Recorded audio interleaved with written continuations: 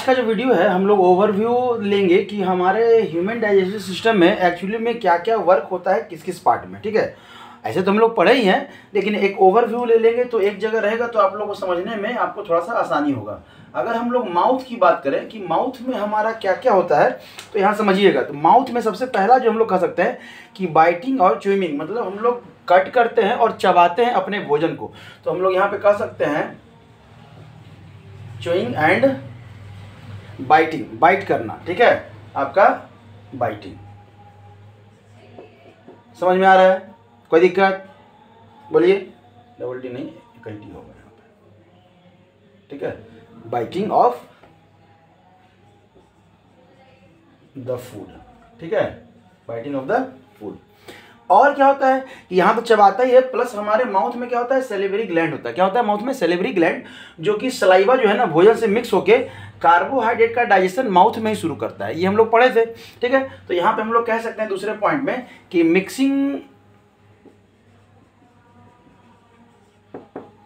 Mixing food with किसके साथ? Saliva, with saliva. ये दलाइवा तो है नहीं, सलाइवा लिखा है। ठीक है, टू मेक इट क्या है, इसको आपको बनाता है। कैसा बनाता है? इजी।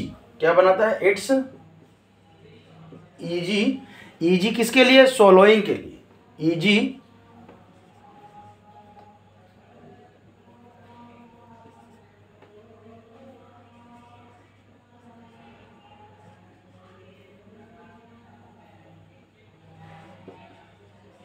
ठीक है, सोलिंग के लिए। एंड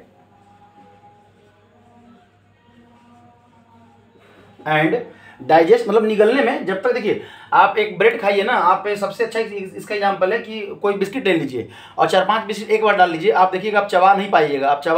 आपको टाइम लगेगा। मतलब 5 बिस्किट खाना है, आप ये टाइम देख के देख सकते हैं कि एक टाइमर लगाइए और 5 बिस्किट को एक साथ खाइए। उसको चबा कर निगलने में जो टाइम लगा, और उसी 5 बिस्किट को एक एक करके आप चबाइए।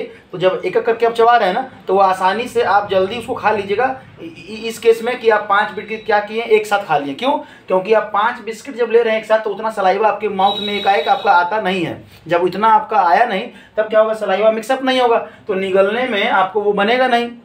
जब तक पूरी तरह से वेट नहीं हो जाए, गीला नहीं हो जाए भोजन, आप उसको निगल नहीं सकते, धकेल नहीं सकते, वो गड़ता है।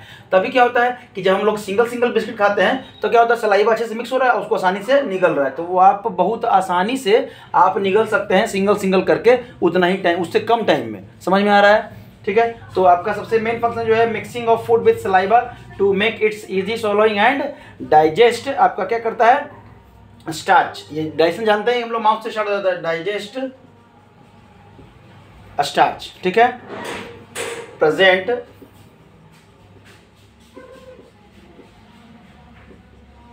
इन द फूड, जो फूड में प्रेजेंट है उसी में। ठीक है, कोई दिक्कत?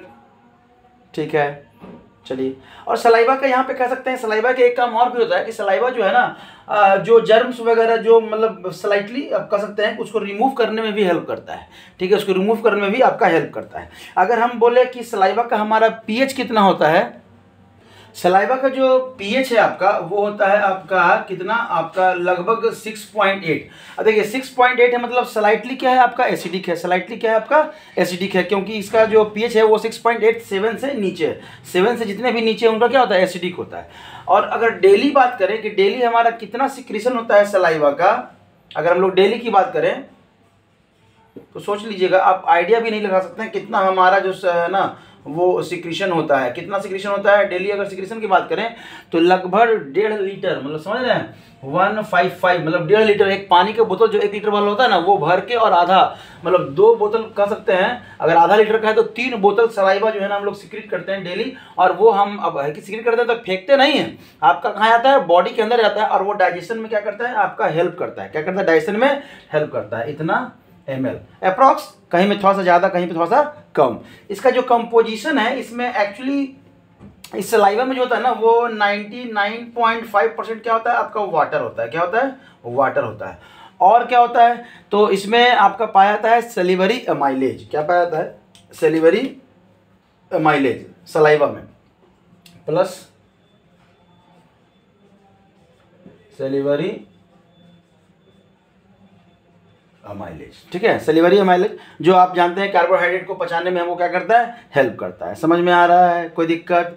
तब है कि सलाइवा के अंदर कुछ और भी इंजाइम्स होते हैं, सलाइवा के अंदर कुछ और भी इंजाइम्स होते हैं जो कि आपको हेल्प करते हैं बैक्टीरिया के क्या कर सकते हैं, ग्रोथ को, या कर सकते हैं उसको, बैक्टीरिया के एंट्री को है ना बैरिकेड करते हैं। जैसे आपका एंटी बैक्टीरियल सब्सटेंस भी पाया जाता है, सम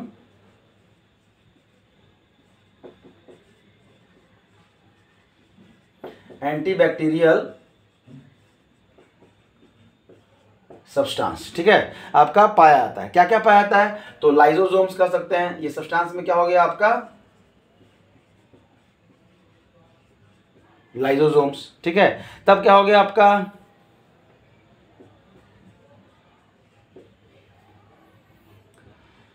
लैक्टोफेरिन। अब ये देखिए, ये सब याद मत रखिएगा, बस हम खाली बता दिए हैं कि यहाँ पे थोड़ा सा जो है ना एंटीबैक्टीरियल, आप अगर एंटीबैक्टीरियल सब्सटेंस भी याद रख लिए वो भी काफ़ी है। लेकिन जनरल कंपटीशन में कभी कभी नाम पूछ दिया जाता है, तो यहाँ से अगर बच्चे पढ़ेंगे तो आपको है ना यहाँ से हेल्प हो जाएगा, या फ्यूचर में आप ही को काम आएगा यहाँ पे। समझ में आ रहा है?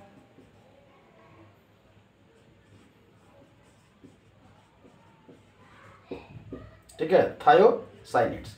तो ये सब आपका पाया जाता है। कुछ आयंस भी पाए जाते हैं जो कि आपका वो हेल्प करते हैं, मतलब कह सकते हैं कि डाइजेशन में। तो कुछ सम आयंस भी कह सकते हैं। तो आयंस में आपका क्या होता है, आयंस में तो आपका सोडियम प्लस, पोटेशियम प्लस, आपका क्लोरीन माइनस, आपका जो है ना बाइकार्बोनेट आप कह सकते हैं। बाइकार्बोनेट तो आपको रहता ही रहता है। समझ में आ रहा है? तो ये सब कुछ आयंस भी पाए जाते हैं आपको किसमें, सलाइवा में। किसमें पाए जाते हैं? सलाइवा में, माउथ में, मतलब माउथ में जो सलाइवा सीक्रेट होता है उसमें पाया जाता है। समझ में आया, कोई दिक्कत? ठीक है, तब है इसके बाद कि आपका फूड जो है माउथ से कहाँ जाता है, आपका ओएसोफेगस। ओएसोफेगस क्या हेल्प करता है, तो ये मूव करता है फूड को, move food from mouth to, आपका कहाँ हो जाता है, स्टोमक तक ले गया जाता है। ठीक है, through mouth to stomach.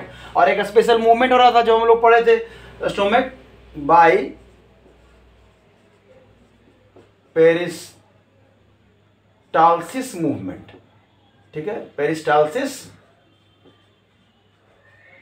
Movement. ठीक है, पेरिस्टालसिस मूवमेंट के थ्रू जो है ना आपका ओएसोफेगस जो हेल्प करता है भोजन को कहाँ से, माउथ से आपका कहाँ ले जाने में, स्टोमक में ले जाने में। तब आपका स्टोमक है, इसके नीचे स्टोमक है। स्टोमक का क्या फंक्शन है भाई? अगर स्टोमक की बात करें हम लोग, तो स्टोमक का क्या फंक्शन रहेगा हमारा? तो हम लोग जानते हैं कि स्टोमक में हर चीज होता है। क्या क्या होता है? स्टोर्निंग। ठीक है, आपका स्टोरिंग हो गया, आपका क्यूमिंग हो गया। क्यूमिंग तो नहीं कहते, कर्निंग कह सकते हैं।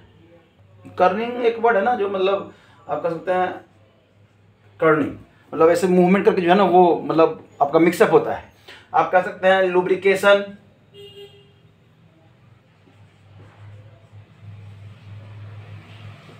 आपका लुब्रिकेशन भी होता है। ठीक है, and digestion of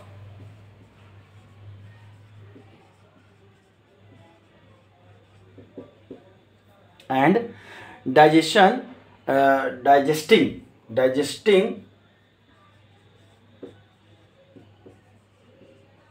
the food in acidic environment।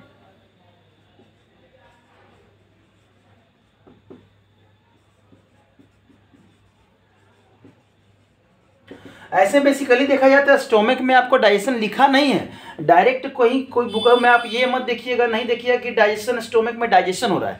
Digestion क्या है ना कि वो इनिशिएट करता है, मतलब आपका प्रॉपर डायरेक्ट नहीं है लेकिन इनडायरेक्ट पार्टिसिपेट करता है। जैसे स्टोमक में आप देखे थे HCl का सिक्रेशन, तो HCl जो है वो ट्रिप्सिन को ट्रिगर करता है, पेप्सिन को ट्रिगर करता है सिक्रेशन के लिए, आपको पेप्सिनोजिन को एक्टिव करता है पेप्सिन में कन्वर्ट करने के लिए। और जब तक पेप्सिनोजिन एक्टिव नहीं होगा आपका वो पेप्सिन नहीं बनेगा। अब पेप्सिन नहीं बनेगा तो प्रोटीन का सिंथेसिस, मतलब प्रोटीन का डाइजेशन नहीं होगा। समझ में आ रहा है? मतलब डायरेक्ट कोई इसका नहीं है। इसलिए आप कहीं कहीं बुक में देखिएगा ना मतलब बेसिक लोअर क्लास के बुक में देखिएगा कि आपका दिखाएगा डाइजेशन कहाँ, माउथ में, और माउथ के बाद सीधा इंटेस्टाइन में दिखाएगा, स्टोमक में डाइजेशन नहीं दिखाता। लेकिन स्टोमक जो है बहुत इंपॉर्टेंट पार्ट है, जहाँ पे हर चीज़ का इनिशिएशन होता है, चाहे वो ट्रिप्सिन हो, हायर क्लास में जाएंगे तो आप पढ़ेंगे, चाहे वो ट्रिप्सिन हो चाहे पेप्सिन का बनना हो, ये ट्रिगर कहाँ होता है आपका, मतलब स्टोमक में होता है, HCl के कारण होता है, और गैस्ट्रिक जूस जो सिक्रीट होता है, गैस्ट्रिक जूस उसके कारण होता है, ठीक है। और क्या कर सकता है आपका जो एसिडिक, जो इसका HCl जो सिक्रीट करता है,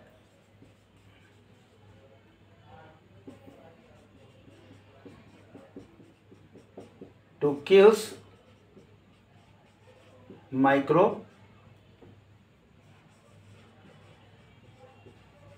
ऑर्गेनिज्म। समझ में आ रहा है? तो ये रहा आपका स्टोमक का शॉर्ट में, हम लोग शॉर्ट एक रिव्यू करके हम लोग आगे बढ़ रहे हैं, ठीक है। तब है कि इसमें गैस्ट्रिक जूस है, उसका क्या क्या पीएच है। पीएच जो है आपका क्या आता है, आपका चूंकि स्टोमक में है तो गैस्ट्रिक जूस में से क्या आपका सीक्रेट होता है, HCl सीक्रेट होता है।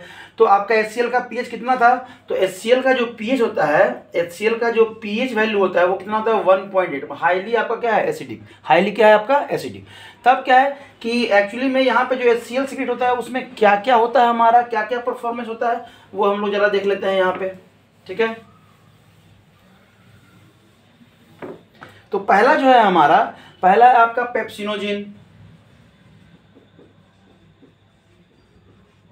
पेप्सिनोजिन, पेप्सिनोजिन किसमें आपका कन्वर्ट करता है, पेप्सिन में करता है, ठीक है, पेप्सिन में करता है। इसमें क्या है आपका HCl है, और इसका जो पीएच होता है वो 1.2 से 1.8, कहीं कहीं 1.8, एनसीईआरटी में 1.8 ही लिखा है, आप इसी को मानेंगे, कहीं कहीं बुक में आपको अलग अलग दिखा रहेगा। तब जो आपका जो प्रोटीन है, अगर हम बात करें प्रोटीन की बात करें तो आपका क्या है वो पेप्सिन। यही जो पेप्सिन जो आपका बना, यही जो पेप्सिन बना वो क्या करता है, प्रोटीन को तोड़ता है, किसमें, आपका पेप्टोन्स में, प्रोटीएस में, या कह सकते हैं पॉलीपेप्टाइड्स में। समझ रहे हैं, आपको पेप्टाइड सीधा कर दिया, पेप्टाइड में है ना, आपको तोड़ता है। तब है आपका केशिन, इसको मिल्क प्रोटीन भी कहते हैं,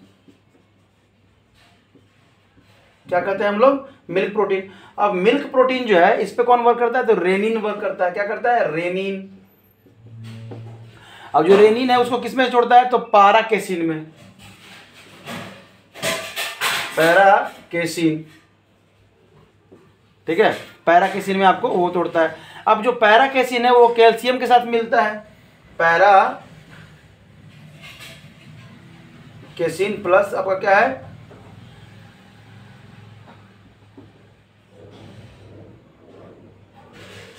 कैल्शियम, पैराकेसिन और क्या है आपका कैल्शियम। और ये यहाँ भी क्या है आपका रेनिन, क्या है आपका रेनिन। और जो रेनिन है वो कन्वर्ट करता है इसको किसको, तो कैल्शियम पैराकेसिनेट में कन्वर्ट करता है, किसमें करता है, कैल्शियम पैराकेसिनेट में, ठीक है, केसिनेट में आपको कन्वर्ट करता है, ठीक है, पैराकेसिनेट्स में कन्वर्ट करता है। अब ये जो कैल्शियम पैराकेसिनेट्स है वो पेप्सिन को क्या करता है, पेप्सिन के साथ इस पे जब पेप्सिन वर्क करता है तो वो पेप्टोन्स में टूटता है, मतलब ऑलमोस्ट जो पेप्टाइड, या यहाँ पे हम लोग पेप्टोन्स भी कह सकते हैं, ठीक है, पेप्टोन्स में टूटता है। तो इस पे अगर हम लोग पेप्सिन का जब वर्क होता है, पेप्सिन, ठीक है, तो आपका फिर से टूटता है ये पेप्टोन्स में, किसे टूटता है आपका पेप्टोन्स में। समझ में आया, कोई दिक्कत। ऑलमोस्ट ये आपका फंक्शन है कि आपका गैस्ट्रिक जूस के कारण क्या क्या आपका होता है, मतलब प्रोटीन का जो डाइजेशन है वो सिंपल एमिनो एसिड में आपका हो जाना है। एमिनो एसिड से पहले वही पेप्टाइड और पेप्टोन्स कहते हैं। तो चाहे मिल्क प्रोटीन हो वो भी आपका पेप्टोन्स में होगा, अगर प्रोटीन हो तो भी आपका पेप्टोन्स में ही होगा। समझ में आ रहा है। तब हम लोग बात करते हैं कि हमारा जो लीवर है एक आपका लार्जेस्ट ग्लैंड है आपका, ठीक है, डाइजेशन में हेल्प करता है। कैसे, तो ये सिक्रीट करता है बाइल जूस, ठीक है, तो सिक्रीशन ऑफ बाइल जूस, ठीक है, बाइल जूस, ठीक है, for digestion of food in small intestine, for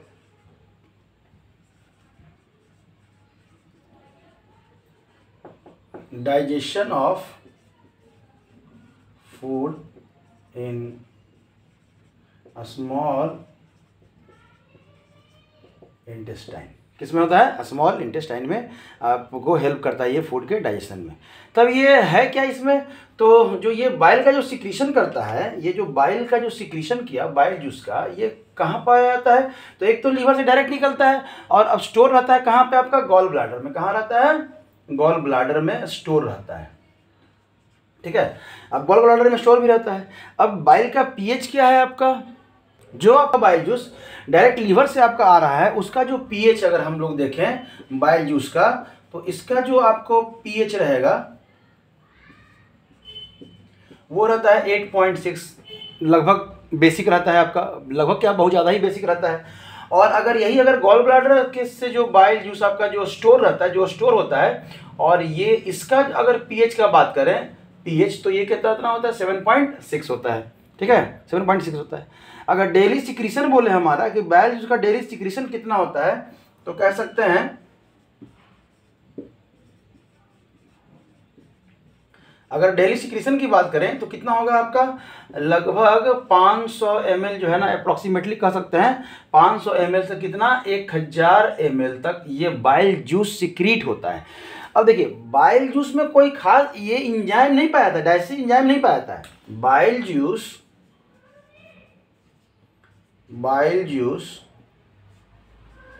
not have any digestive enzyme.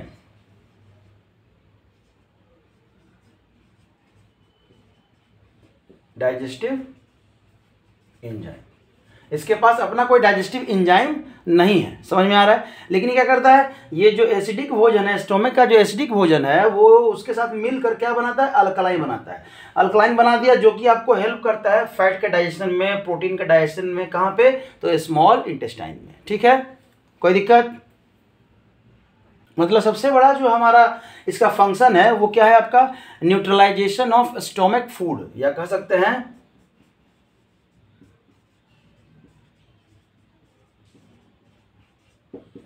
Neutralisation of HCl कह दीजिए, स्टोमक फूड ना कह के क्या कह दीजिए? HCl कह दीजिए। और तब क्या कहता है? इमल्सिफिकेशन ऑफ फैट, फैट के इमल्सिफिकेशन में ये हेल्प करता है। एब्जॉर्प्शन में ये हेल्प करता है, किसके? फैट और फैट सेल्युबल विटामिन के एब्जॉर्प्शन में ये हेल्प करता है।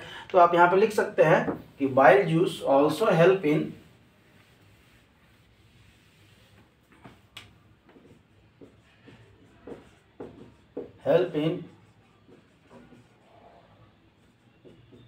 इमल्सिफिकेशन, ठीक है। इमल्सिफिकेशन में आपका हेल्प करता है। और क्या करता है? एब्जॉर्प्शन में हेल्प करता है, किसके? Fat and fat soluble vitamins. अब फैट सॉल्युबल विटामिन्स कितने हैं? तो विटामिन बी और विटामिन सी, को अगर छोड़ दें तो बाकी जितने विटामिन है वो सब क्या है? फैट सॉल्युबल है। विटामिन बी और विटामिन सी फैट सॉल्युबल नहीं है, सॉरी, विटामिन बी और विटामिन सी जो है ना वो वाटर सॉल्युबल है। बाकी जितने भी सब हैं वो क्या है? वाटर सॉल्युबल नहीं है। तो आपको एब्जॉर्ब हो सकते हैं फैट के थ्रू, ठीक है।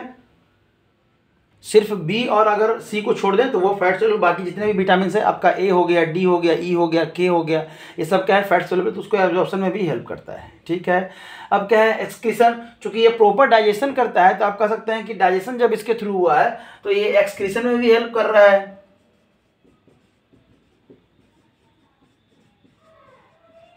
Help in excretion of waste material या वेस्ट प्रोडक्ट या एक्सक्रीटरी प्रोडक्ट कह सकते हैं। और क्या? एक्सक्रीशन में हेल्प करता है, किस में? एक्सक्रीशन में हेल्प करता है किसका? तो वेस्ट मटेरियल का,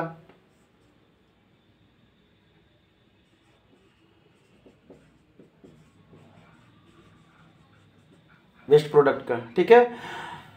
समझ में आया? और बाकी डाइजेशन तो ये फैट का करता ही करता है, इसमें कोई दिक्कत नहीं, ठीक है। तब हम लोग चलते हैं आगे।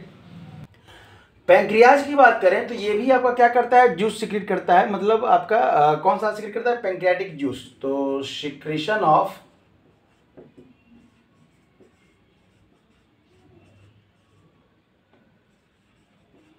आपका पैंक्रियाटिक जूस, ठीक है। पेन कर दिए, पैन होता है ना, यहाँ पर पैन होता है, वहाँ भी पैन होगा, ठीक है। पैंक्रियाटिक जूस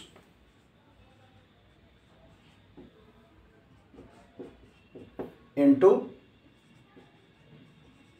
स्मॉल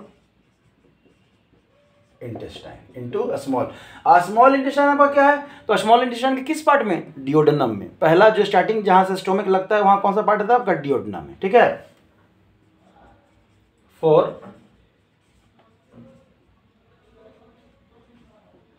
आपका क्या है? डाइजेशन। समझ में आ गया? 4 डाइजेशन ऑफ फूड। अब इसमें जो पैंक्रियाटिक जूस है उसमें क्या क्या है जरा देख लेंगे। अगर डेली सिक्रीशन बोले आपका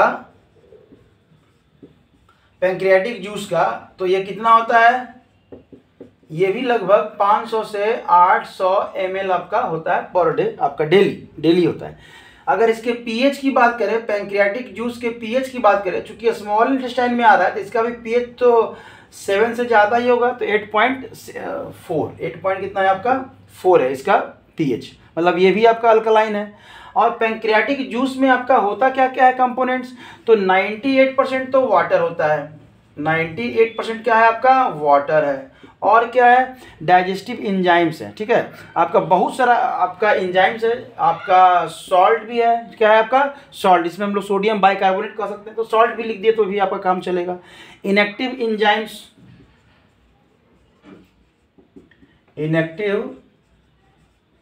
एंजाइम्स, और इस इनएक्टिव एंजाइम्स में कौन कौन होते हैं? तो आपका इनएक्टिव एंजाइम्स में क्या क्या है? तो ट्रिप्सिनोजिन,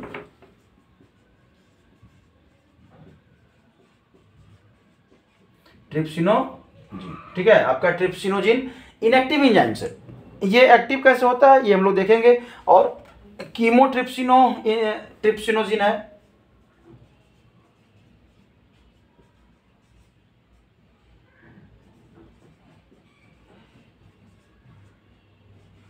ठीक है, कीमोट्रिप्सिनोजिन। समझ में आ रहा है? और बहुत सारा और भी बहुत सारा आपका एंजाइम्स है। आप कह सकते हैं कि अब सीधा एक लाइन में आप बोल सकते हैं पैंक्रियाटिक जूस बोल दीजिए। अब पैंक्रियाटिक जूस में कुछ कुछ आपका जहाँ पे हम लोग नाम जरूरत है, यहाँ पे आप कह सकते हैं पैंक्रियाटिक एमाइलेज भी होता है।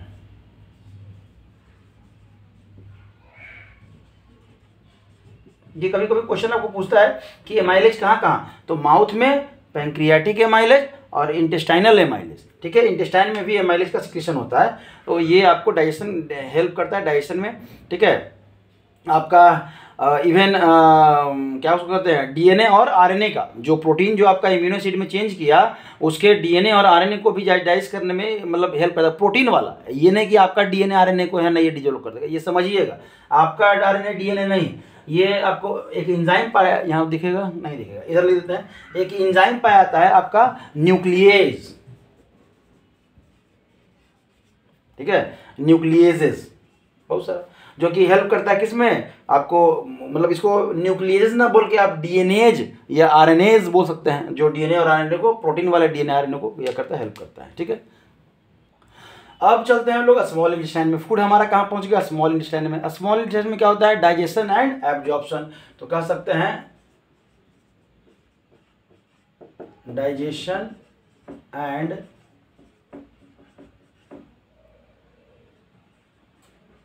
एब्जॉर्प्शन। ठीक है, डाइजेशन एंड एब्जॉर्प्शन। तो ये डाइजेशन जो है ना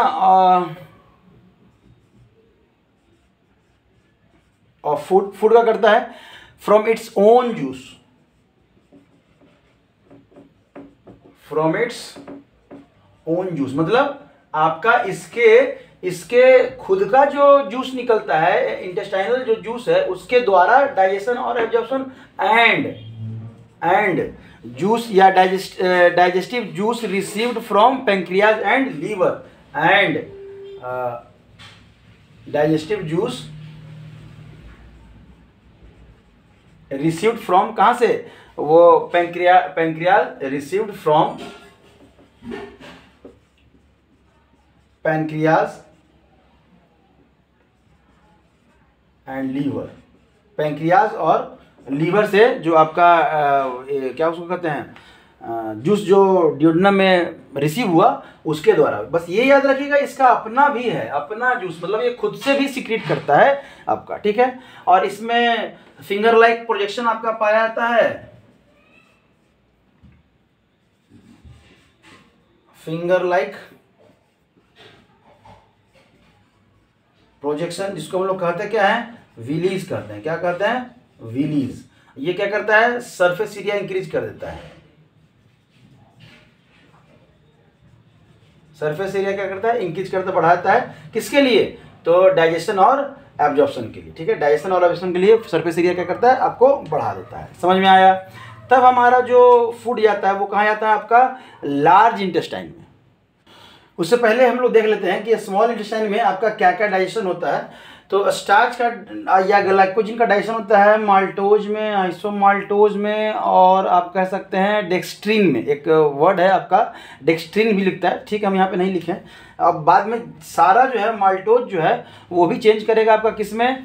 ग्लूकोज में। तो इसमें जो एंजाइम होगा वो क्या होगा? Maltase, ASE।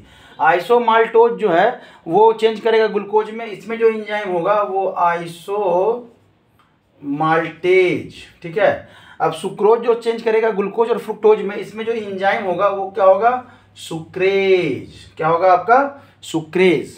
ठीक है। अब लैक्टोज जो चेंज करेगा ग्लूकोज और लैक्टोज में, इसमें जो एंजाइम होगा वो क्या होगा? लैक्टेज। मतलब सबके लास्ट में ASE, ASE, ASE और ASE।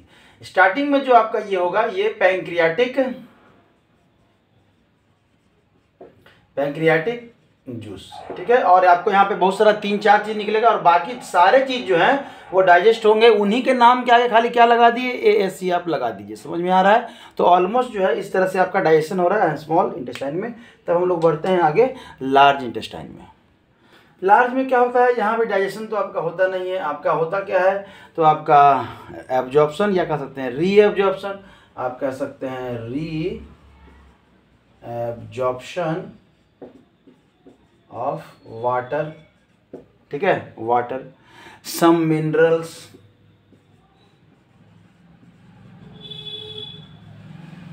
ठीक है, सम मिनरल्स का एब्जॉर्प्शन होता है। और क्या होता है? अनडाइजेस्टेड फूड जो है ना वो स्टोर होता है कहाँ? इसी में। कह सकते हैं अनडाइजेस्टेड, या कह सकते हैं semi solid fluid, semi solid food store in rectum, जो कि लार्ज इंटेस्टाइन का ही जो पार्ट है। तब आपका एक लास्ट ऑर्गन है आपका, क्या है? एनस। ठीक है, एनस। इसका काम क्या है? तो ये एग्जिट है आपका किसका? अनडाइजेस्टेड फूड या सेमी सॉलिड फूड जो है ना वो आउट ऑफ द बॉडी। तो exit semi solid food outside body या आउट ऑफ द बॉडी। ठीक है। ये ओवरऑल आपका डाइजेशन रहा, सिक्रीशन हुआ, क्या क्या सिक्रीट हुआ, कहाँ कहाँ पे कौन कौन सा जूस निकला, उनका पीएच क्या था, डेली उनका सिक्रीशन क्या था, ओवरऑल हम देने की कोशिश किए हैं। आपके इतना आप खाली पढ़ लें, आपके लेवल में काफ़ी है। आपके बोर्ड में इससे ज़्यादा नहीं आने वाला है, ये गारंटी है हमारा। ठीक है। फिर भी हम एक बार कहेंगे कि आप बुक पढ़ें। बुक में कुछ ऐसा वर्ड आपको नजर आए जो आपको नहीं समझ में आ रहा हो, आप मैसेज करिएगा कमेंट सेक्शन में। आपका उस पर हम लोग विचार करेंगे कि क्या हम लोग उस पर कर सकते हैं। कोई अगर नया वीडियो बना के आपको अपलोड करने का अगर हम ये ज़रूरत पड़ेगा तो हम लोग वो भी करेंगे। बस एक बार इसको रीड कीजिए, नोट्स बनाइए, बुक पढ़िए, बुक को 1-2 बार रीड कीजिए, फिर से नोट्स को देखिए और तब क्वेश्चन बनाइए। सारा क्वेश्चन बनेगा और कुछ सोचने का भी प्रयास करिए खुद से। कहा कि जब खुद से जब एनालाइज कीजिएगा ना तो एक अलग आपको एनर्जी मिलेगा और अलग एक आपका जो है ना कह सकते हैं कि इंटरेस्ट आएगा आपके इस सब्जेक्ट में कि हमको कैसे करना है। या खुद से कुछ क्वेश्चन ऐसे होते हैं जिसका आंसर आपको बुक में कहीं नहीं मिलेगा, लेकिन एराइज है क्वेश्चन तो उसका आंसर जब आप खुद से समझ पाएंगे ना तो कर पाएंगे। ठीक है। तो कोशिश कीजिए इस तरह से पढ़ने का। ठीक है। Thank you.